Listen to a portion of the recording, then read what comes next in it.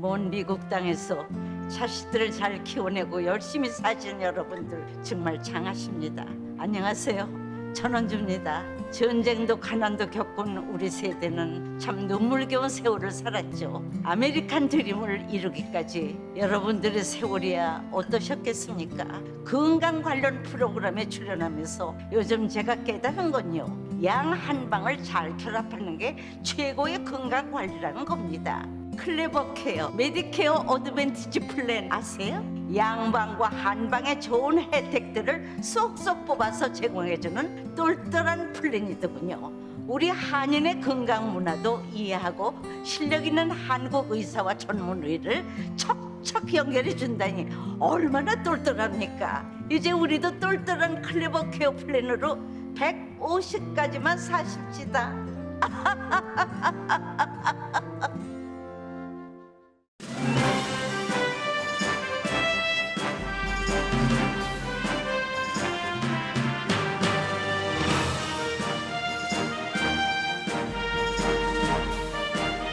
봄을 기다리는 설렘으로 행복한 2월 되시기를 라디오 서울이 응원합니다. 강혜신의 오늘의 미국.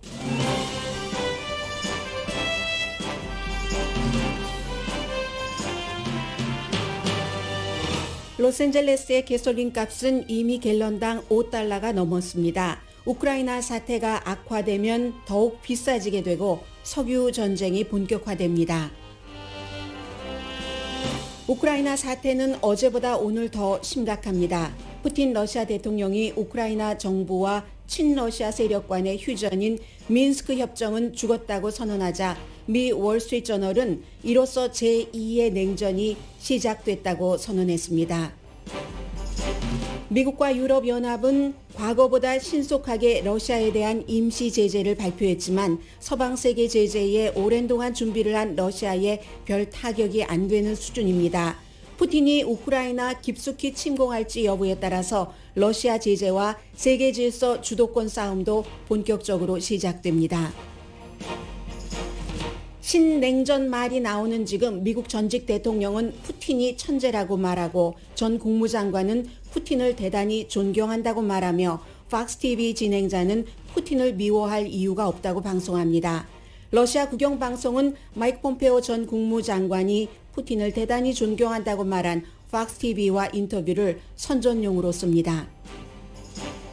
연방 대법원이 웹 디자이너가 종교 신념에 따라 동성결혼에 대한 웹사이트 만들기를 거부할 수 있는지를 심의합니다.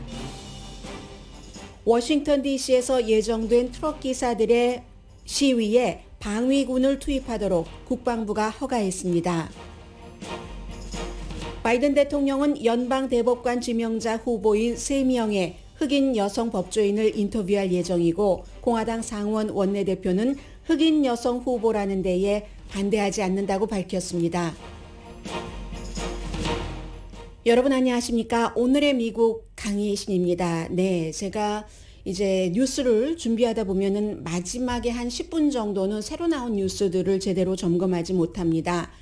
들어오면서 봤더니 지금 미국이 우크라이나 정부에 러시아가 대대적으로 전면적인 스케일의 우크라이나 침공을 곧 할 것이라는 경고를 했다는 내용이 나옵니다. 그러면 물론 이제 세계 사람들이 이념적으로 또 여러 가지가 혼란스러우면은 경제라든가 안전 같은 것에도 영향을 받지만 무엇보다 이제 오늘 새벽에 제가 가솔린 값을 좀 보기 위해서 평소에 좀 한가한 길인 8가로 오는데 6가에 내려서 가스 스테이션을 봤더니 갤런당 $5가 넘었습니다. 그런데 뉴스를 준비하는 동안에 인포워라고 뭐 가짜 뉴스도 굉장히 많이 전하는 그런 매체를 보니까 그 매체에서 조사를 했다면 제가 다시 한번 점검을 했겠지만 다른 그냥 전형적인 매체의 방송을 인용을 해서 로스앤젤레스 다운타운은 지금 갤런당 레귤러 가솔린 값이 $6가 넘는다고 전했습니다. 그리고 얼바인에 살고 계시는 분들도 지금 얼바인도 이미 레귤러 가솔린 값이 갤런당 $5가 넘는다는 얘기인데 미국이 우크라이나 정부에 경고를 한 것처럼 러시아가 정말 전면적인 침공을 곧 하고 만다면 그렇지 않아도 계절적인 요인도 있고 또 정유소 등이 정비를 하기 때문에 생산이 조금 줄어들어서 미국에서 이렇게 가솔린이 오르는 것이 많겠죠. 지금은 게다 대고 우크라이나 전쟁까지 포함되면은 굉장한 그 에너지 가솔린 값뿐만이 아니라 전반적인 에너지 공급과 수요의 불균형에 따른 경제적인 타격을 미국과 세계 사람들이 입을 수밖에 없을 겁니다. 그리고 또 미국의 연방 수사국도 뿐만 아니라 위성 시스템에 대한 사이버 공격이 있을 것도 경고를 했습니다. 이것도 역시 우크라이나뿐만 아니라 특히 미국을 중심으로 서방 세계 주요 국가들이 요즘은 모든 것이 다 컴퓨터화, 자동화되어 있기 때문에 뭐 위성 시스템이라든가 어떠한 이런 그 컴퓨터 시스템 같은 것에 대한 사이버 공격이 오고 나면은 국가가 마비되고 이것 역시 에너지 업계를 타격하면 에너지 값은 더 비싸지고 그렇게 되겠죠? 그렇기 때문에 요즘은 많은 분들이 주식 거래를 하지 않으시더라도 제가 중요한 문제가 있을 때마다 월스트리트이 어떻게 반영합니다 하고 말씀을 드립니다. 월스트리트에서 보고 있는 것이 우리가 살고 있는 메인스트리트로 전달될 수 있기 때문에 지금 다우지수 당연히 내려가고 있죠. 어제도 내려갔는데 다우지수, 나스닥 지수, S&P 500 지수 모두 내려갑니다. 이미 러시아가 돈바스 지역의 두 군데 친러시아 지역을 우리가 이제 그곳을 보호하겠다라고 선언하고 나서 많이 내려갔는데 그 뒤에도 지금 계속 내려가고 있습니다. 그래서 월스트리트저널이 오늘 사설에서 새로운 냉전이 이미 시작이 됐다라고 선언을 했습니다. 지금부터 일반인들이 이제 세계사의 아주 중요한 흐름이기 때문에 외교적으로 문제를 풀 수 있다는 가능성이 0%인 건 아닙니다. 그러나 지금으로서는 쉬워 보이지 않습니다. 바이든 대통령과 블라디미르 푸틴 러시아 대통령 간에 뭐 회담을 할 수도 있다는 것도 완전히 어제 그 결렬이 됐다라고 바이든 대통령이 얘기를 했고, 왜냐하면 조건부였기 때문에 러시아가 우크라이나를 침공하지 않는다는, 그리고 외무장관끼리의 만남도 취소가 됐습니다. 그러면 지금으로서는 외교적으로 이 문제가 풀기 굉장히 힘들어진 상황이라는 건데, 우선 단어적으로 침공인가 아닌가, 인베이션인가 아닌가 이 말을 쓰는데도 미국은 굉장히 조심스러워합니다. 대통령은 beginning, 침공의 시작이라고 얘기를 했고 침공이라는 말을 잘 하려고 하지 않습니다. 지금 미국 행정부에서는. 왜냐하면 마지막으로 전쟁을 원하지 않는 겁니다. 마지막으로 지금 동부쪽 돈바스 쪽에는 러시아 탱크가 가고 군인들이 다닌다고 하지만 그 이상으로 넘어가지 않는 것을 아직도 희망은 하지만 그건 해보는 노력이고 그럴 가능성이 별로 없다고 판단들을 하고 있는 것 같습니다. 그래서 이렇게 됐을 땐 푸틴이 어디까지 갈 것인가? 뭐 동쪽 어떤 부분까지만 가고 말 것인가? 아니면 끝까지 갈 때까지 갈 것인가? 그렇게 될 때 서방 세계는 어디까지 제재를 할 것이며 그 제재의 효력은 무엇인가? 이런 문제들이 남아있기 때문에 전해드립니다. 푸틴은 도네츠크와 루안스크라는 돈바스라는 커다란 지역의 이 두 군데, 그리고 이제 조금 서쪽에 M자로 시작되는 다른 지역이 있습니다만 이 두 군데가 완전히 친러시아로 계속 우크라이나 정부와 싸우다가 휴전을 해서 2015년도에 민스크 협정이라는 것에서 우리는 자치구다 하고 있고 러시아가 계속 뒷배를 봐주고 있는데, 이곳은요 그 돈바스라는 전체적인 그 지역의 3분의 1밖에 안 됩니다. 그 3분의 2는 아직도 우크라이나 정부가 주도를 하고 있는데 이게 지금 국경 안까지 러시아군이 들어간 거잖아요.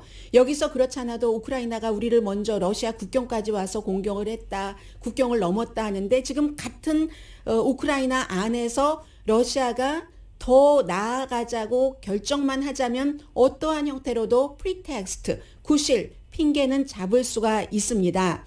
해서 이제 그 바이든 대통령도 국제법 위반이기 때문에 민스크 협정을 깼다는 것은 러시아도 다 동의해서 한 거니까요. 했다는 것은 이 두 군데 지역을 자치지역구가 아니라 독립국가로 인정을 해버렸기 때문에, 그리고 나서 어제와 뭐 오늘도 발표가 있겠습니다마는 미국과 유럽연합, 그리고 영국은 이제 유럽연합에서 탈퇴했기 때문에 따로 게다 대고 이제 일본도 제재를 한다고 했는데 이건 아주 미미한 겁니다. 아직 외교적인 협상의 문을 열어놓기 있기 때문에 뭐 수출도 못하게 하고 수입도 못하게 하고 러시아 뭐 해외에서 돈 빌리는 것 어렵게 하고 푸틴 그 주변 사람들 돈의 흐름을 좀 차단하고 이런 정도인데 이게 별 효력이 없다는 거죠. 왜냐하면 2014년도 이 크림반도 때에는 너무 미국이 조심을 했기 때문에 그리고 유럽을 설득시키기가 힘들었습니다. 그 당시에. 유럽은 지정학상으로 러시아와 너무나 경제적인 관련이 많이 있기 때문에 이게 한국과 중국이 경제적으로 묶인 것과 마찬가지죠. 더군다나 독일 같은 나라가 천연가스를 반 이상을 러시아에서 수입을 해오고 있으니까 유럽에서 경제가 가장 강한 독일이 당시에 이걸 설득시키기가 힘들어서 늦어졌고 약해졌고 그래서 GDP의 0.2%밖에 영향을 안 받았다는 거죠. 크림반도를 합병한 이후에도. 그런데 지금은 조금 미국이 서둘렀습니다. 유럽 국가도 조금 서둘렀고 그리고 가장 중요한 것은 미국의 어떠한 그 경제 제재보다도 독일이 그냥 주저주저 했었던 그 노드 스트림 2를 우리 더 이상 완전히 없앤다고는 안 했어요. 스탑, 최종적인 그 결정을 내리는 것 스탑한다. 이게 지금 110억 달러짜리의 프로젝트이기 때문에 굉장히 중요한 것을 일단은 독일은 포기한 겁니다. 지금 포기하지 않으면 미국이 어떻게든 강제적으로 할 수 있다는 것도 생각을 하고 있기 때문에 왜냐하면 트럼프 전 대통령 시대에는 그걸 강제적으로 하지 않았거든요. 그렇기 때문에 여기까지 왔는데 바이든 대통령이 어떻게든 할지 모르니까 그렇게 망신당하고 하느니 우리가 일단 하자 하고 스탑을 해놓은 이게 지금 굉장히 중요하고요. 나머지는 무슨 지금까지 내린 경제 제재 조치, 뭐 돈을 못 빌리고 돈을 못 쓰고 하는 것은 이미 준비를 다 했기 때문에 오히려 뭐 우리 거 강화하면서 우리 러시아의 그 재정 시스템 강화하면서 뭐 하지? 그러면 뭐 KGB 출신 푸틴 대통령 주변 다 돈 버는 거잖아? 이런 생각을 할 수 있을 정도의 제재입니다. 지금까지는요. 그리고 또 중국의 경우는 러시아가 우크라이나를 완전히 침공하는 것도 지지하진 않지만 그렇지만 러시아를 심정적으로 여러 가지 이해를 한다라고 얘기를 했고 제재가 답은 아니다. 북한에게 하는 얘기랑 똑같은 얘기를 어제도 다시 이제 그 발표를 했습니다. 유럽 연합이 지금 그 천연가스관 파이프라인을 일단 가동하지 않는다고 하고 여러 가지 러시아에 대한 에너지 의존도를 줄인다는 방안도 이제 곧 발표를 할 것으로 보입니다. 바이든 대통령도 알고 유럽 지도자들도 압니다. 지금 그 푸틴이라는 독재자가 점점 세계 질서를 지금까지 것을 무너뜨리고 우뚝 서는 것을 본다면 지금 러시아에서 에너지를 조금 다른 먼 곳에서 사오는 것보다 더 그 러시아에서 사서 절약했던 돈을 희생을 하고라도 이걸 막아야지 된다는데 동의를 하고 있는 겁니다. 미국도 마찬가지예요. 어제 바이든 대통령이 연설할 때 보니까 이 자유를 지키기 위해서는 뭐를 치러야지 된다. 미국 사람들도 앞으로 뭐 가솔린값, 에너지값, 여러 가지 물건값을 러시아를 제재함으로 인해서 비싸게 주고 살 수도 있다는 것을 이미 경고를 한 겁니다.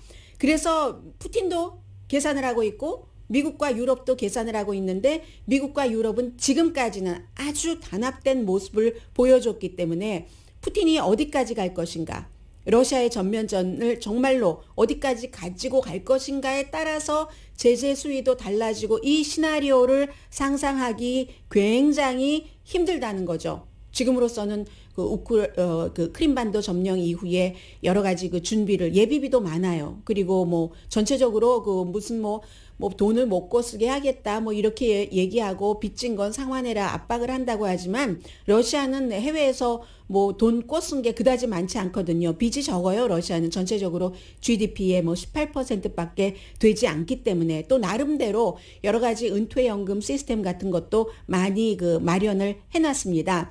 아무튼 그래서 특정 목표를 향해서 제재하는 것은 지금으로서는 별 효과가 없는 듯이 보이고 그리고 결국은 이 달러를 이용을 해서 무역 거래를 한다던가 하는 것을 완전히 막는 것. 러시아 사람들이 저금할 때도 달러로 하니까요. 이 스위프트 코드를 쓰지 못하게 하는 것. 여기까지는 지금 나오지 않고 있는데 그것으로까지 미국과 유럽이 독일이 굉장히 꺼려하거든요. 그런 것을 하도록 가느냐. 아직은 모르는 상태지만 분명한 것은 우크라이나의 미국 정부가 전면전을 곧이라도 할 수 있다고 경고를 하고 있으니까 뭐 미국과 유럽 연합도 뭐 한 8주일 정도 어떤 형태의 시나리오에 따라서 이러이러한 제재를 하겠다는 것을 연구를 했으니까 뭐 어떻게 하겠죠. 그리고 또 러시아의 경우도 19만 명의 군대를 아주 마초맨인 블라디미르 푸틴이 우크라이나 주변에 쭉 북쪽부터 동쪽부터 돌아서 남쪽까지 배치를 해놓고 별다른 이유 없이 도로 러시아로 데려갈 수는 없잖아요.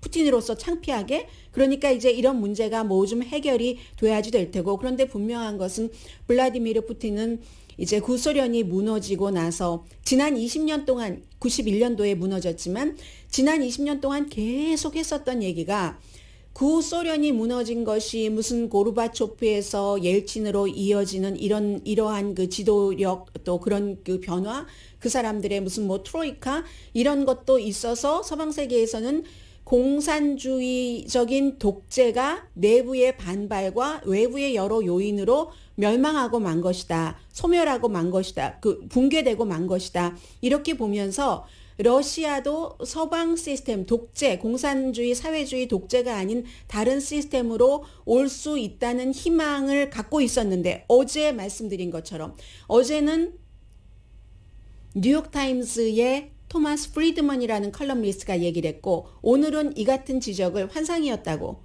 월스트리트저널이 사설에서 얘기를 합니다. 푸틴은 그런 생각 한 번도 한 적이 없었다는 겁니다. 푸틴은 우크라이나를 창건한 나라는 구소련이며 이거 트루스 아닙니다. 거짓입니다. 그리고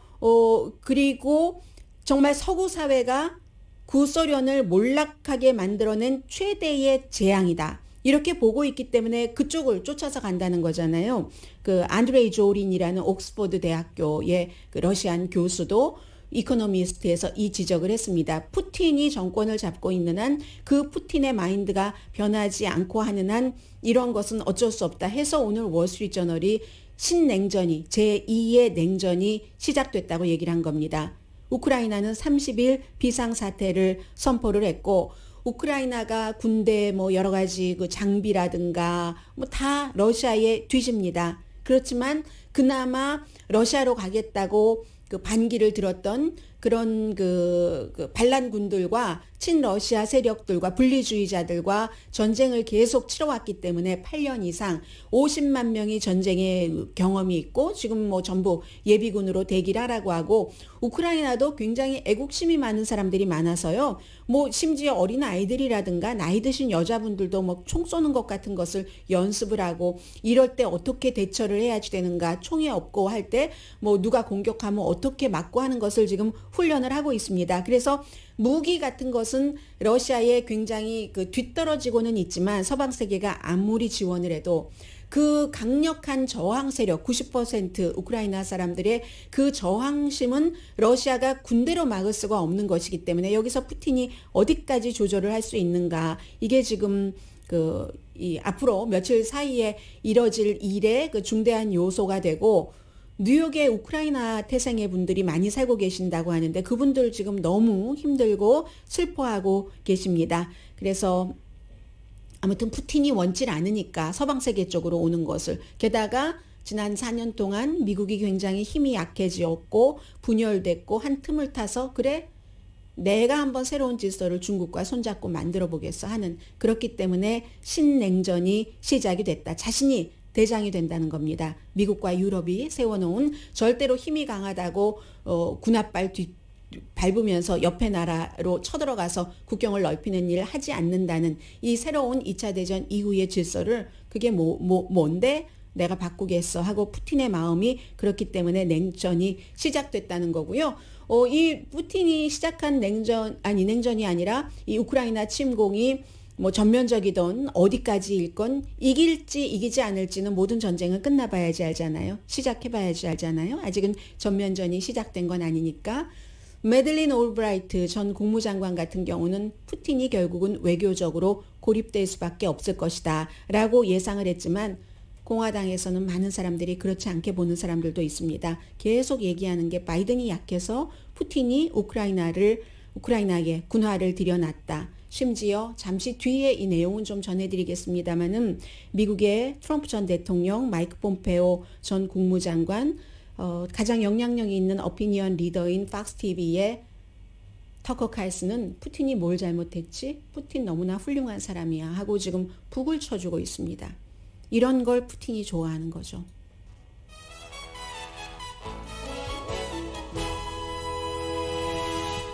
오늘의 미국은 전문가가 추천하는 이민법, 가정법 전문 제인정 종합법률사무소, 코지다운 갤럭시 이불은 잠이 솔솔 오게 하는 기능성 거위털 이불, 거위털 이불 전문회사 코지다운, 매일 아침 재래식으로 직접 만드는 검정콩 생순두부, 수라원 순두부, 친절하고 자세한 상담으로 절개를 최소화하는 복강경 수술 전문 장지아 외과, 떨마지 울세라 MRT 특별 패키지로 여러분의 아름다움을 찾아드리는 미러클 레이저 클리닉, 차원이 다른 샴푸형 흰머리 염색약 수화연을 핫세일 중인 한국 홈쇼핑 공동펀입니다. 잠시 뒤에 뵙겠습니다.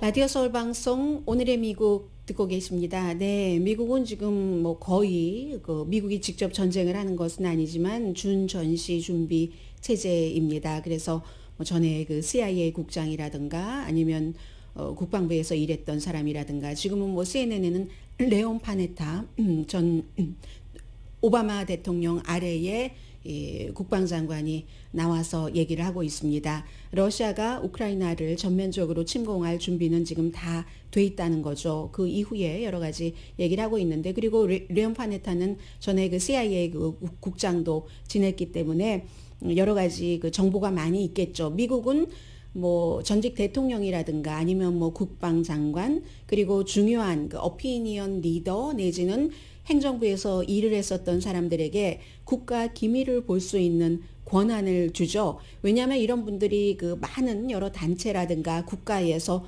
초대를 해서 미국에 대한 여러 가지를 듣고 싶어 하기 때문에 그런 때 잘못된 그 입장 같은 것이 나가면 안 되니까 이런 분들은 늘 보통 일반 사람들이나 기자들보다 훨씬 그 좀 더 깊이 더 앞서 나간 정보를 접할 수 있는 사람입니다. 지금 레온 파네타도 전 뭐 CIA 국장도 했고 하니까 정보가 많겠죠. 그분도 역시 마찬가지로 지금 러시아가 역시 그 완전한 그 준비가 돼 있는 것 같다 하는 얘기를 인터뷰에서 하고 있습니다. 그런데 이런 때 일반 국가 같으면 별로 일어나지 않을 일들이 지금 미국에서 일어납니다. 전에는 미국에서 이런 일들이 흔치 않았죠.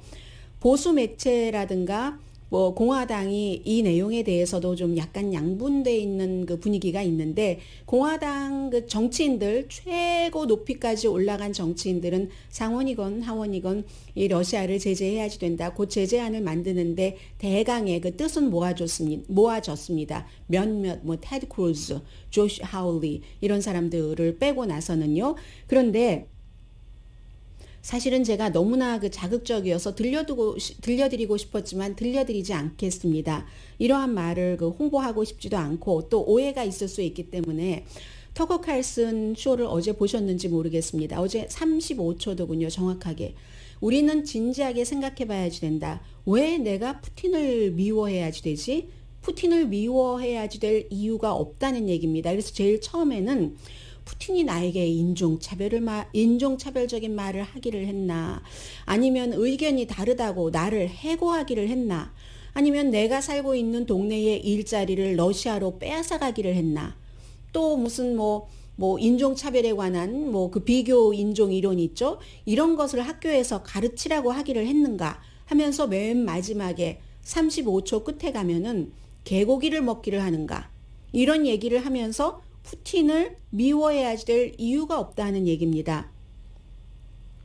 푸틴은 당신의 적이 아닙니다. 뭐 이런 얘기예요. 그랬더니 공화당에 이제 그 트럼프 전 대통령을 지지하는 측의 그 여러 가지 그 성화에 못 이겨서 이기지 못할 것을 알고 재선에 나가지 않기로 한 아담 켄징어 일리노이가 지역구인 연방 하원 의원이 너무나 위험하다. 너무너무 위험하다. 이런 얘기도 했고, 그리고 러시아의 은퇴한 이분은 아시는 분들 많이 계실 것 같아요. 체스의 챔피언이기도 했고, 뭐 음악도 하고 정치도 하고 한 그런 그 게리 캐스파노로프, 이분은 그 터커 칼슨의 그 같은 얘기를 푸틴이 들으면 그 터커 칼슨을 참 활용할 가치가 많은 멍청이네, 이렇게 부를 것이라고 얘기를 했습니다.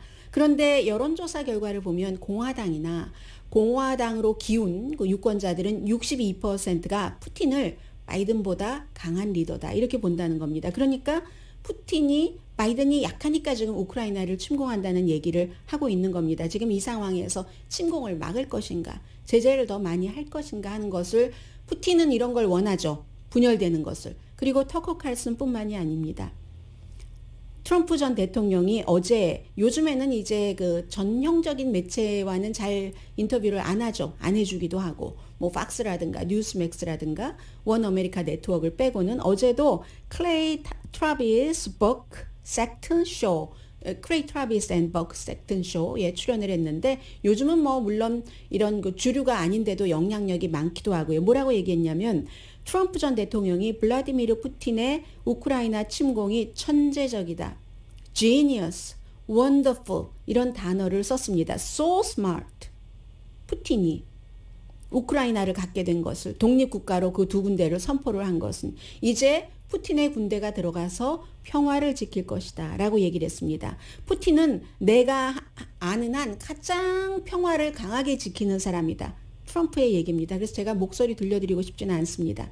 그리고 내가 아는 한 그렇게 강한 군대로 그 평화를 이루어낼 것이다 라고 얘기를 하다, 이 얘기는 무슨 얘기인지 모르겠어요. 가끔 트럼프 전 대통령이 앞뒤가 잘 이해하기 쉽지 않은 말을 하는데, 우리는 우리 남부 국경을 이용해야지 됩니다, 뭐 이런 얘기도 하다가, 푸틴은 세비합니다, 아주 그 정치적으로 세련됐다는 얘기가 되겠죠 하면서 끝에는 결국은 미로 갑니다. 내가 있었으면 안 일어났을 텐데. 그렇기 때문에 트럼프 전 대통령이 주변에서 지금 그런 얘기를 하는 거고요. 그랬더니 백악관의 대변인이 우리는 블라디미르 푸틴과 현재 그의 군사 전략을 지지하는 사람에게 충고 듣지 않는다. 이게 지금 아주 먼 옛날의 전직 대통령도 아니고 현직 대통령 전에 1년밖에 지나지 않은 전직 대통령이 지금 정말 신냉전 시대라고 월스트리트저널은 사설에서 지적을 하고 있는데, 이 민주주의가 무너지느냐 마느냐의 기로에서 전직 대통령이 푸틴이 스마트하다, 세비하다, 원더풀, 지니어스라고 말하면서 하는 말을 우리가 그 충고를 따르지는 않겠다는 얘기고요. 마이크 폼페오 전 국무장관도 한술 뜨고 있습니다. 지금 이번 주가 플로리다주에서 CPEC, 그 보수적인 그 단체의 어떤 컨퍼런스가 열려서 뭐 트럼프도 가고 마이크 폼페오도 가고 다 가는데, 마이크 폼페오도 대통령이 되고 싶은 야심이 있는 사람입니다. 이 사람도 역시 블라디미르 푸틴이 재능이 있는 지도자다, 많은 재능이 있다. 최근에도 팍스TV와 인터뷰에서도 그렇게 얘기를 했거든요. 푸틴은 뭐 파워를 어떻게 사용해야 하는지를 안다. 아주 판단이 빠르고 능력이 있고 나는 그를 대단히 존경을 한다. 우린 그의 그런 면을 존경해야 된다라고 얘기를 했습니다.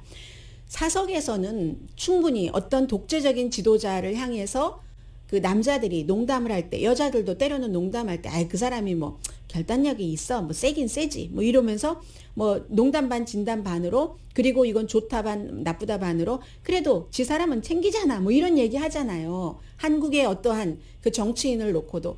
근데 그런 것과 지금 이런 비상사태에 바로 전에 국무장관이었던 사람이 푸틴은 너무 우리에게 존중을 받아야 된다고, 나는 대단히 푸틴을 존경한다, 이런 말을 하니까 미국이 분열되고 푸틴이 좋아하고 푸틴이 얕잡아보고 하는 것 아닐까 생각을 합니다. 당장 어떻게 하느냐고요?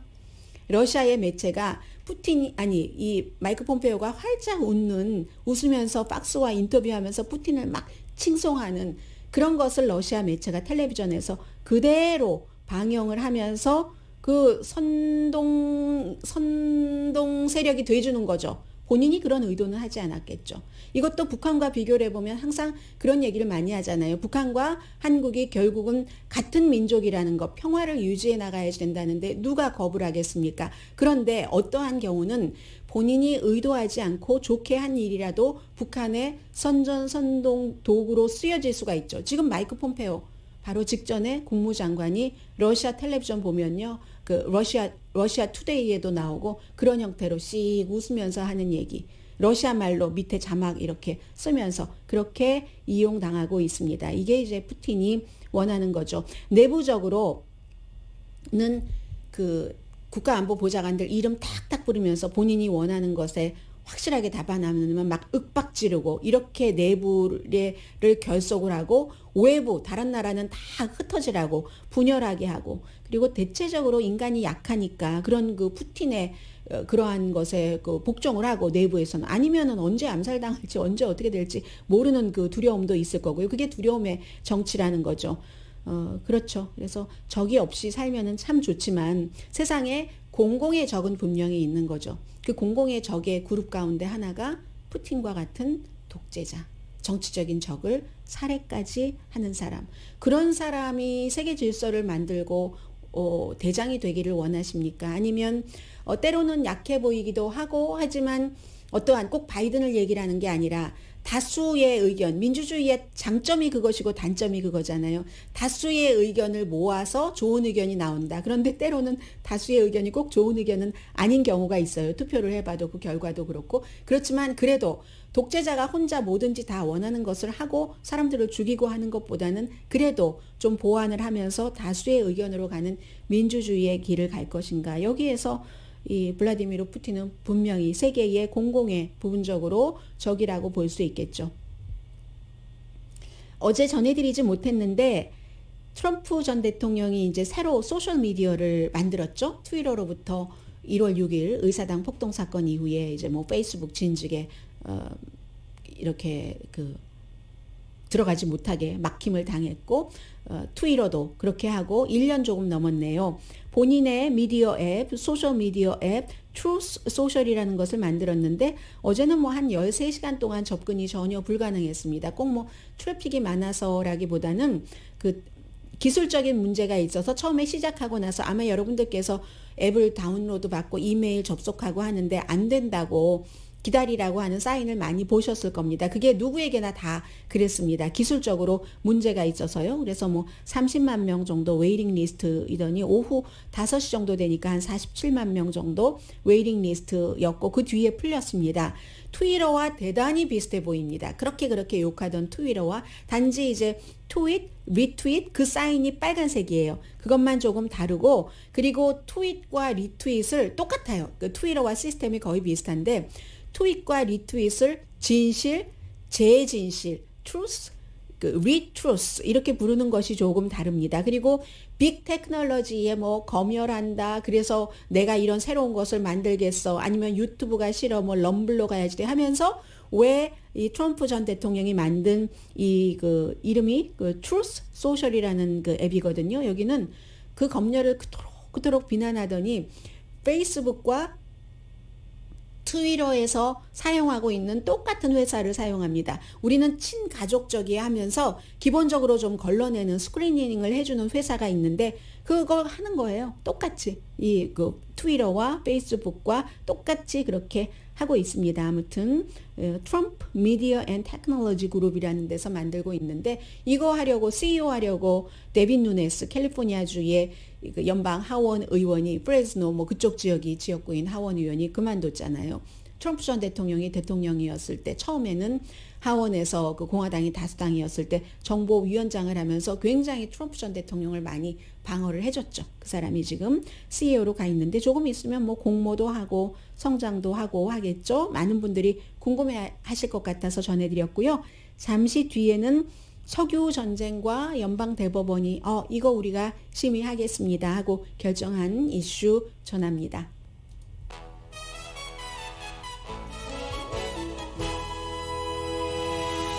라디오 서울 방송 오늘의 미국 듣고 계십니다. 혹시 운전하고 계시는 분이시라면 조심하시면서 가솔린 값이 최근에 변했나 하고 한번 봐주세요. 로스앤젤레스는 뭐 다운타운이 $6가 넘는다고 하니까요. 제가 보니까 새벽에 사진 찍었는데 보니까 이 세 가지 종류의 그 가솔린 값이 전부 $5가 평균 넘었습니다. 뭐 $5 30 몇 센트 이런 형태였는데 러시아가 그 세 번째로 그 원유를 많이 생산하는 그 국가잖아요. 게다가 대고 이제 천연가스 같은 경우는 러시아가 세계에서 가장 많이 생산하는 국가입니다. 미국도 뭐 수입하고 하는 것들이 있고요. 당연히 유럽에서 천연가스 값이 오를 테고 미국하고 유럽 그 원유값 그 벤치마크가 거의 어제 이 시간에 $98라고 했는데 뭐 $99, $98 아직 $100를 넘겨서 쭉 그 자리를 유지하고 있는 것 같지는 않습니다만 그렇습니다. 그런데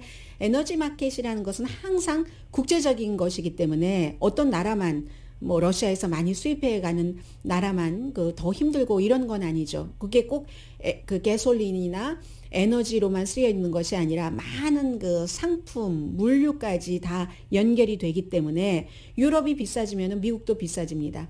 미국에서 유럽에 지금 이미 많이 수출을 하고 있고 그래서 이제 미국의 여러 그 오일 관련 업계에서 수출 많이 하니까 생산도 많이 하고 뭐 돈도 벌고 하는 것도 있기는 있습니다만 전반적으로는 그게 딱 거기서 끝나는 게 아니기 때문에 모두가 이제 고통을 받을 수 있다는 거죠. 그렇잖아도 1월 달에 미국 소비자 에너지 값이 1년 전에 비해서 27%가 올랐습니다.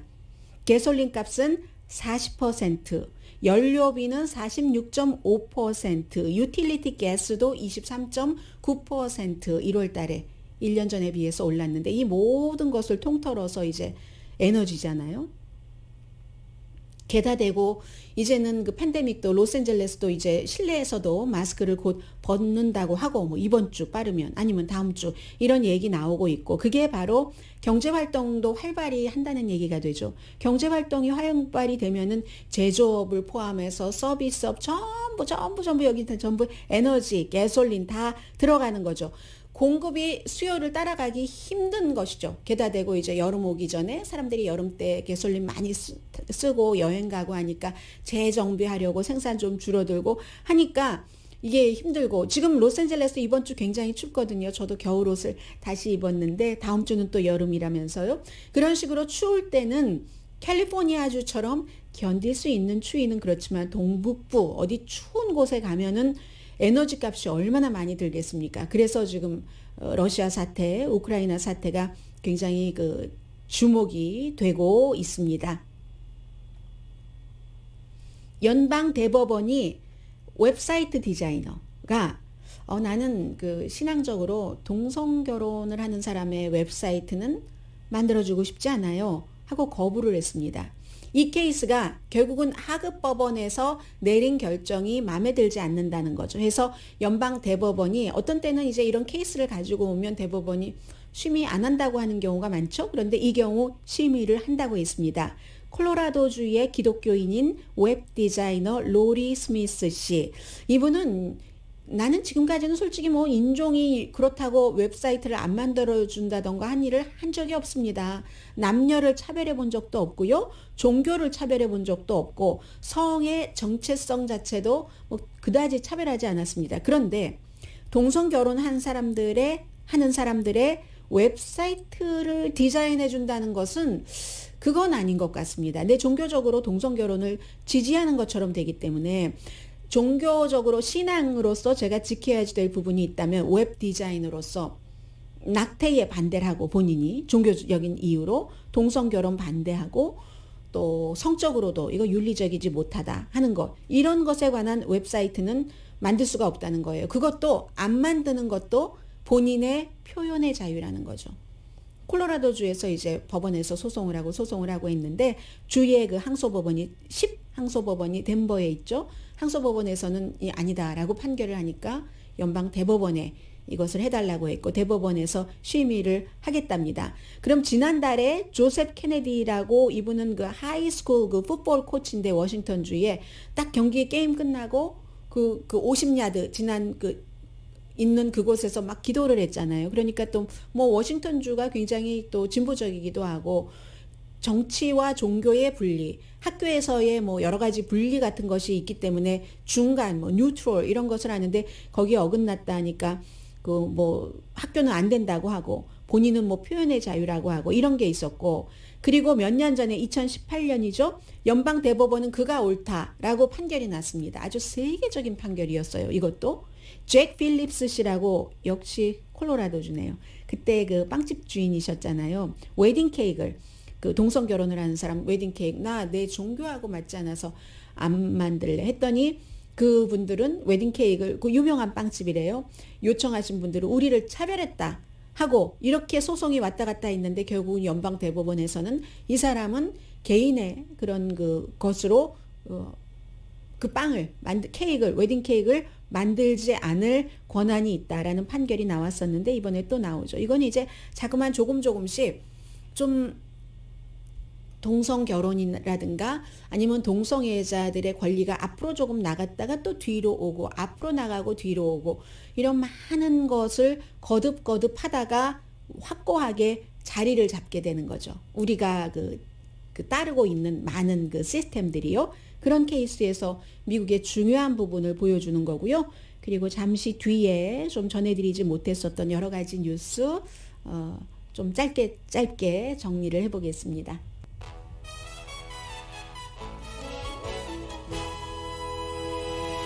라디오 서울 방송 오늘의 미국 듣고 계십니다. 2월도 벌써 23일입니다. 일주일도 채 남지 않았고 3월 1일이 되면은 바이든 대통령이 이제 1년에 한 번 하는 그 의사당에서 딱 그 상원의원, 하원의원, 뭐 연방 대법관도 있고 장관도 있고 누군가 중요한 사람 다 모였으니까 누군가 그 자리에서 피해 있는 바로 그 같은 이제 국정연설을 하게 되는데, 그 날에 맞춰서 캐나다 쪽에서 백신에 반대하면서 트럭 기사들이 시위했었던 그것을 본따서 누군가가 시위를 한다고 하고, 그리고 원정 오는 사람도 있다고 하고 하니까 의사당 폭동 사건을 경험했기 때문에 의사당의 경관들과 워싱턴 DC 경찰이 국방부에 방위군 좀 보내주세요 하고 요청을 했습니다. 그래서 일단은 700명에서 800명 정도 무장을 하지 않은 방위군이 그 배치가 돼서, 그런 경우는 이제 대체적으로 좀 만일의 사태에 대비하면서 교통 정리를 우선으로 하죠. 그러나 만일의 사태에는 이 방위군 자체의 고유 업무도 할 수 있게 되는 거죠. 캐나다의 그 시위로 굉장한 그 경제적인 타격도 입었고, 또 그렇게 하는데 돈이 반 이상이 미국에서 갔다고 하니까 미국에서도 신경 쓸 수밖에 없고요.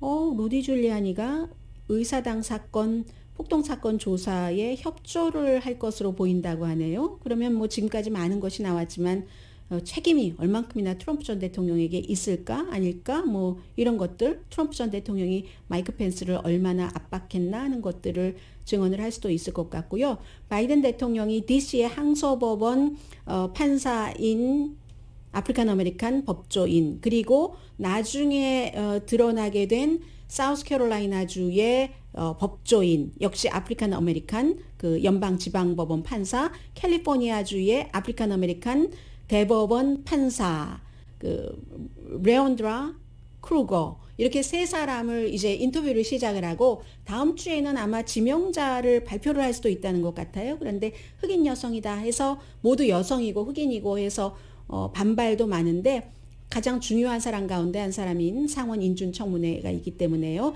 미치 매코넬 공화당 상원 원내대표는 반대하지 않는다고 했습니다.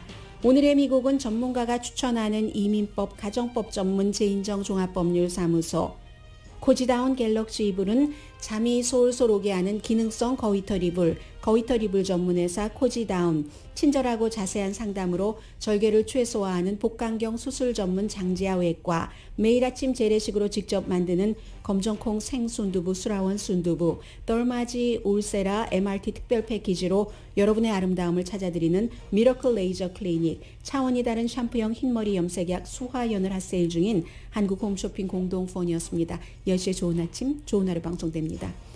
어느 나라에 태어나는가는 본인이 결정하는 건 아니잖아요. 우크라이나 국민들 지금 힘들 것 같고, 재외 동포 오늘부터 한인들도 한국 대선 투표할 수 있습니다. 강희신이었습니다.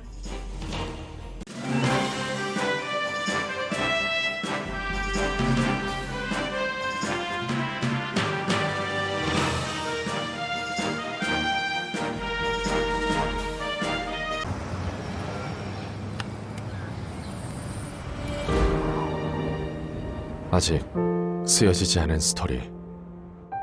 그 스토리를 완성하기 위해서는 새로운 아이디어를 찾아 움직여야 합니다.